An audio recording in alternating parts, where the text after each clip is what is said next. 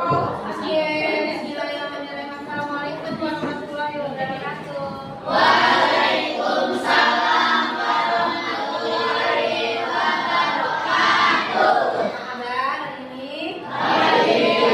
Alhamdulillah. Ketemu lagi ya sama Ibu ya. Mata pelajaran SKI Sejarah Kebudayaan Islam. Oke. Di bawah semua LKS-nya? Boleh dibuka di bab yang pertama ya. Di situ dibuka. Apa materinya? Khulafaur Rasyidin ya. Sedikit mengingatkan Khulafaur Rasyidin itu ada beberapa masa ya, masa kepemimpinan. Siapa aja? Ada yang masih ingat? Ada 4 masa. Ya, yang pertama Abu Bakar Rasyidi, lalu Umar bin Umar bin Khattab, Khattab, lalu Utsman bin Utsman bin Affan, lalu oke. Yang saat ini hari ini mau Ibu bahas adalah kepemimpinan yang ketiga. Siapa? Utsman bin Affan. Ya, boleh dibuka kepemimpinan Utsman bin Affan.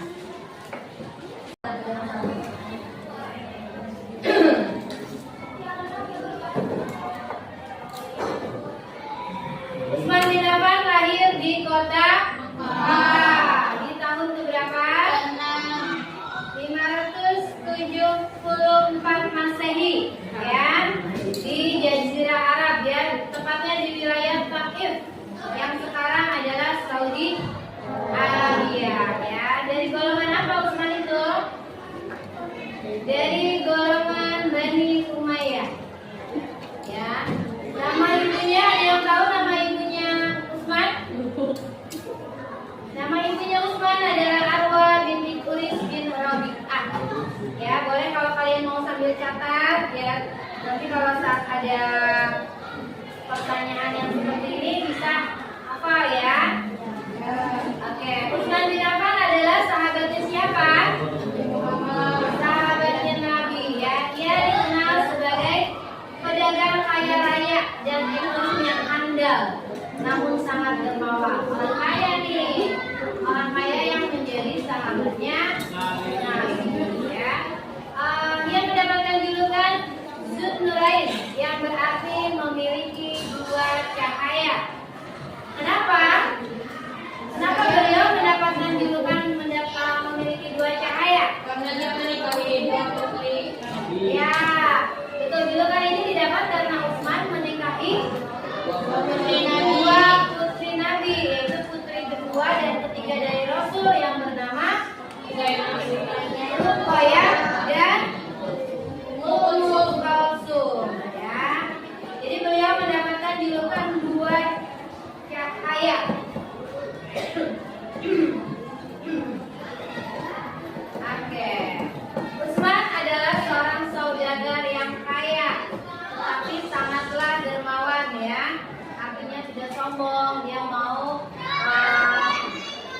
memberikan hartanya di jalan Allah ya. Dia mau berbagi, tidak apa kalau mau berbagi itu? Tidak pelit ya. Di sini ada yang pelit? Ada yang pelit? Siapa yang pelit? Masuk pelit ya. Masa kakak sama Utsman meneladani sifat Utsman yang gak pelit ya. Dia adalah khalifah ketiga yang memerintah dari tahun 644. Saat itu umurnya sudah kalau sekarang sudah sepuh ya, di umur 69 sampai 70 tahun. Sampai di tahun 656 beliau memerintah selama kurang lebih 11 sampai 12 tahun ya.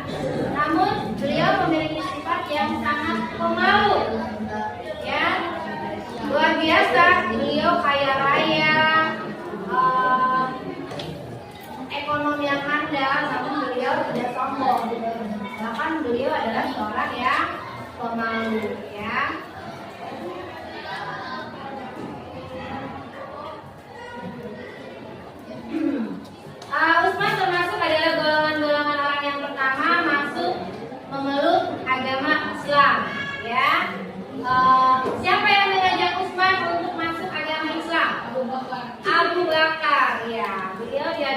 Bakar untuk masuk memeluk agama Islam. Jadi termasuk orang-orang yang masih di awal-awal memeluk agama Islam dan termasuk ke dalam golongan as-sabiqun awal-awalun. Mantap kamu, luar biasa. Oke, diriwayatkan oleh Imam Muslim bahwa Aisyah bertanya kepada Rasul, Abu Bakar masuk tapi engkau biasa saja dan tidak memberi perhatian khusus. Lalu Umar masuk, engkau pun biasa saja dan tidak memberi perhatian khusus. Tetapi ketika Utsman masuk, engkau terus duduk dan membetulkan pakaian. Mengapa? Ada yang tahu mengapa? Jawaban Rasul apa? Apakah aku tidak malu terhadap orang yang malaikat saja malu kepada? Artinya malaikat saja malu kepada Utsman. Ya. Artinya Utsman adalah sosok yang istimewa. Bahkan malaikat saja malu kepadanya, sehingga Rasul pun memperlakukannya dengan luar biasa. Ya. Bagaimana kedekatannya dengan Rasul? Pada saat perang Zatirika dan perang dan Isfahan berkecamuk, di mana Rasulullah memimpin perang, Utsman dipercaya menjabat sebagai wali kota di Madinah. Ya, dia pejabat itu, pejabat pada masa itu ya, luar biasa. Lalu setelah hijrah ke Habasyah mengikuti Nabi Muhammad untuk hijrah ke Madinah. Pada peristiwa Hudaybiyah, Utsman dikirim oleh Rasul menemui Abu Sufyan di Mekah untuk menegaskan bahwa rombongan dari Madinah hanya akan beribadah di Aqsa. Artinya Utsman itu sangat dekat dengan Rasul ya, betul-betul sahabat yang memang selalu ada di dekat.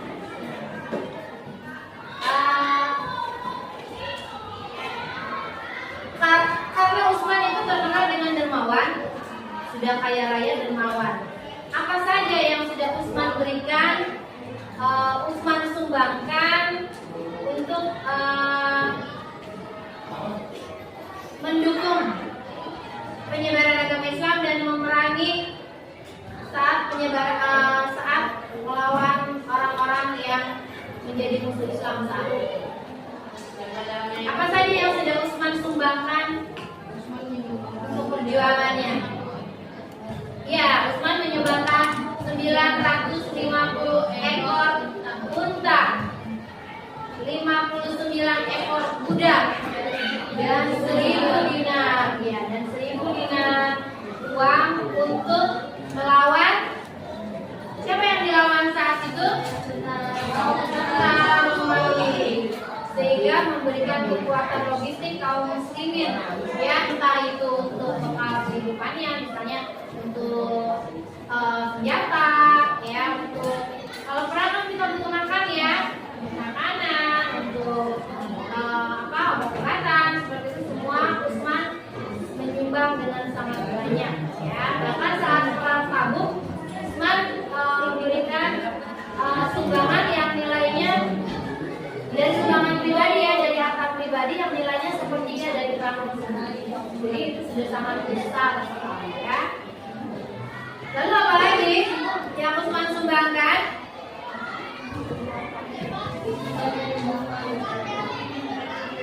Ya, Utsman mewakafkan mata air di Raumah kepada muslimin yang dibelinya dengan harga 20.000 dinar. Mata air itu ia wakafkan untuk kepentingan rakyat umum, ya. Jadi luar biasa. Air itu adalah sumber kehidupan. Saat itu beliau sudah mewakafkan mewakafkan mata air itu kepada masyarakatnya dengan yang nilainya saja besar, 20.000 dinar.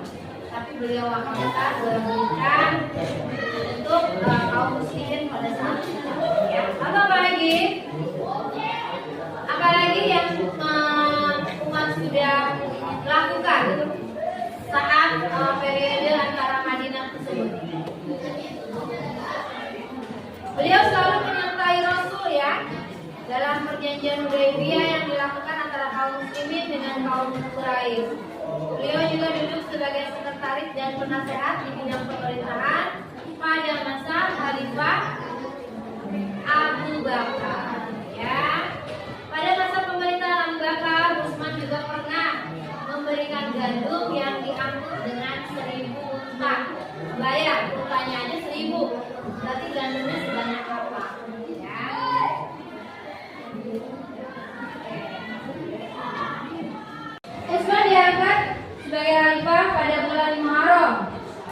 24 Hijriah di usia yang ke-70 tahun ya. Beliau diangkat menjadi khalifah itu di usia yang ke-70 tahun.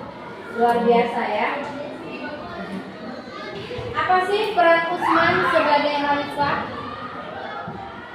Adakah peran Utsman yang sebagai khalifah yang kalian ketahui? Membuat Mus'haf Utsmani. Membuat Mus'haf Utsmani. Mus'haf Utsmani ya, termasuk di situ. Peran Utsman sebagai khalifah adalah melakukan perluasan Masjid Al-Haram di Mekah ya, dan Masjid Nabawi di Madinah, karena semakin ramai umat Islam yang menjalankan haji. Saat itu jasanya Utsman ya, dengan cara melakukan memperluas Masjidil Haram dan Masjid Nabawi yang ada di Mekah dan di Madinah.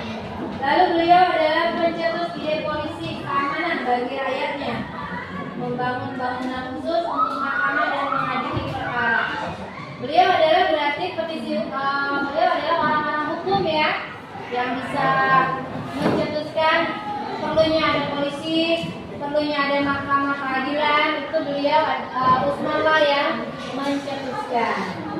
Lalu beliau juga menaklukkan Syria, Afrika Utara, Persia, Khurasan, Palestina, Siprus dan Rhodes. Lalu beliau juga yang mengumpulkan Al-Quran dalam satu mushaf ya, dalam satu buku. Jadi tidak tercecer kemana-mana ya. Oke, kita sampai di kematiannya Utsman bin Affan ya.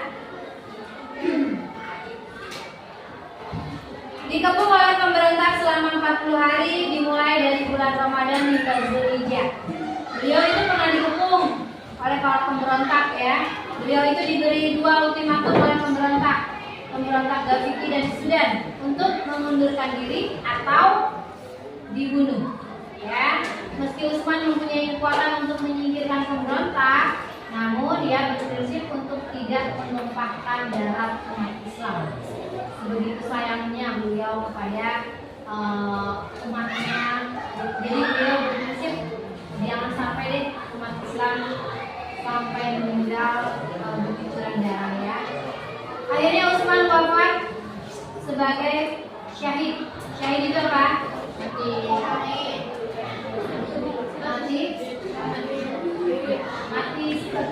Mati sebagai pahlawan ya.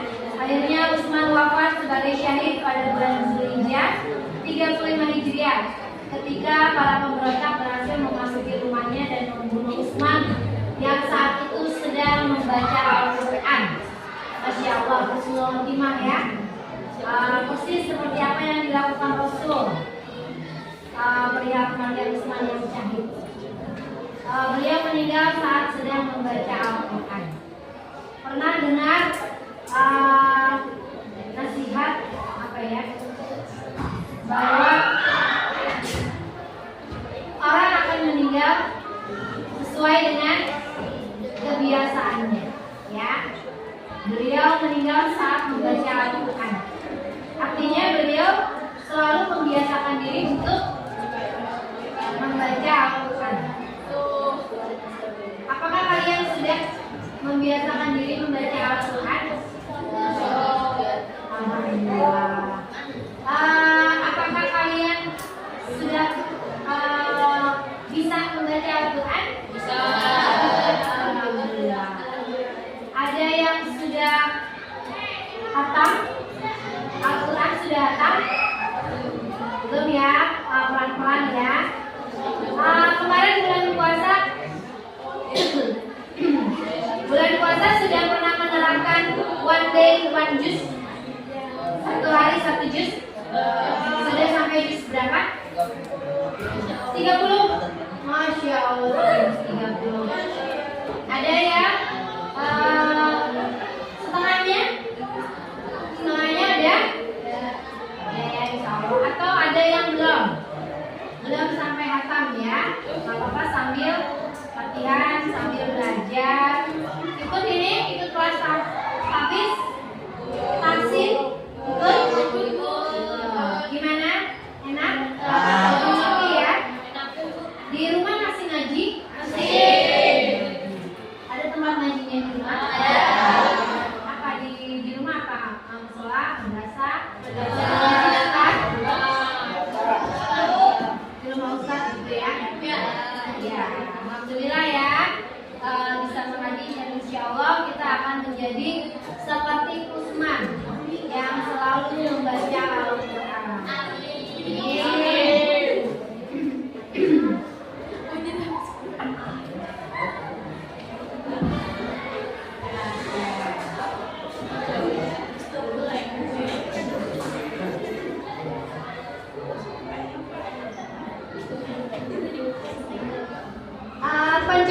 juga Utsman itu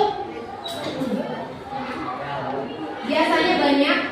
Beliau juga yang mencetuskan militer, ya, beliau membentuk angkatan laut, ya, yang kuat atas usul dari Muawiyah bin Abu Sufyan yang menjabat sebagai gubernur Damaskus saat itu, ya, untuk menjaga keamanan wilayah kekuasaan Islam dari rombongan pasukan musuh. Beliau juga memperluas kekuasaan Islam sampai ke berbagai wilayah, termasuk ke Armenia, Afrika, Azerbaijan, dan Kepulauan Cyprus. Utsman bin Affan menjadi khalifah selama 12 tahun. Di antara khalifah yang lain, beliau termasuk pemimpin yang cukup lama. Ya, kalau kalian ingat khalifah yang pertama siapa? Abu Bakar. Abu Bakar itu hanya berapa tahun beliau memimpin? Beliau itu hanya memimpin selama 2 tahun. Karena kemudian beliau meninggal secara syahid, ya. Lalu digantikan oleh Umar bin Khattab, lalu digantikan oleh Utsman bin Affan. Utsman bin Affan itu memimpin selama 12 tahun, itu sudah yang lama dan banyak sekali prestasinya, ya. Keluarga Utsman yang banyak menduduki jabatan strategis karena memang mereka layak, dan secara kebetulan keluarga Utsman adalah orang-orang yang pandai, cerdas, dan namun di akhir menjelang berakhir kekuasaan Khalifah Utsman bin Affan, umat Islam diadu domba oleh seorang Yahudi yang bernama Abdullah bin Sabah. Ya, orang ini pura-pura masuk Islam. Kemudian dengan kedudukannya dia menyebarkan fitnah. Akhirnya Khalifah Utsman bin Affan terbunuh di tangan Al-Ghafiqi. Siapa yang membunuh Utsman? Ya, yang membunuh Utsman adalah Al-Ghafiqi sebagai buah fitnah yang ditebar oleh Abdullah bin Sabah. Ya, memang kekejaman fitnah itu sangat luar biasa, ya. Atas fitnah itu orang bisa dibunuh, orang bisa terperdaya, orang bisa masuk ke penjara tanpa alasan yang kuat, ya. Jadi jangan pernah dengar juga fitnah lebih kejam daripada pembunuhan yang dilakukan. Artinya fitnah bisa mendatangkan keadilan. Jadi berbuat baiklah, hiduplah yang normal, yang wajar, hiduplah yang baik, agar tidak ada iri dengki dari siapapun yang ujung-ujungnya menyebarkan fitnah yang tidak baik. Ya, kalau di saat ini ya seperti itu. Kalau di zaman Khalifah kan mereka berjuang untuk menyebarkan Islam. Jadi fitnah-fitnah itu datang karena orang-orang yang menentang Islam. Kalau sekarang kalian hidup hanya cukup dengan beribadah, belajar, dan mentaati kedua orang tua. Ya, beribadah itu apa? Sholat. Ya, menjalankan perintah-perintah Allah. Yang pertama adalah sholat 5 waktu. Selalu ibu tekankan dimanapun ibu bicara adalah sholat 5 waktu. Ya. Oke, ini ada latihan uji kompetensinya. Kalian sudah isi? Sudah isi, ya? Oke, nanti ibu akan lihat. Setelah Utsman bin Affan, siapa lagi khalifah penerusnya? Ya, setelah Utsman bin Affan, Ali bin Abi Thalib. Ya, mungkin nanti di pertemuan berikutnya Ibu akan membahas tentang Ali bin Abi Thalib. Untuk saat ini kepemimpinan Utsman bin Affan sedikit sudah kita pelajari, sudah kita bahas. Sudahkah kalian merasa Semua? Sudah. Mudah-mudahan ya. Di pertemuan berikutnya Ibu akan bahas tentang Ali bin Abi Thalib. Oke, untuk pertemuan yang sekarang Ibu cukupkan.